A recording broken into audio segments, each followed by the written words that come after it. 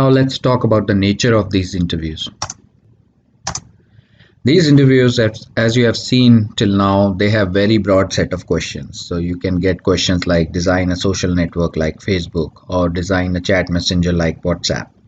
These are very broad questions requiring knowledge on different set of technologies, very different technologies, and you have to come up with a solution in about 45 minutes to 1 hour, as I've said before.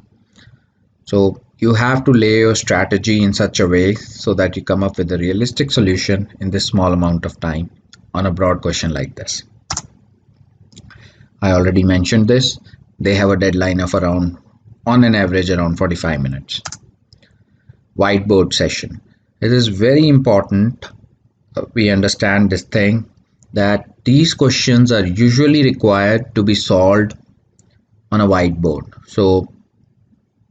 So even if you have to write some code, you have to be prepared that the solution that you have to give or the program that you have to write, you'll have to write it on a whiteboard. It is very different from writing code on a laptop or putting a design on a laptop, because you cannot cut, copy and paste.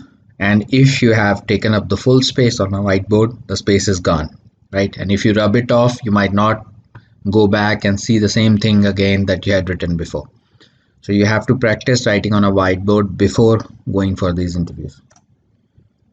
Language and tech by choice. So this is a common thing. You can, before you apply for these interviews and before you go for interviews in different tech firms, they will give you the language of your choice. So for example, if you are comfortable in using Java programming language or Python programming language, they will let you use those languages.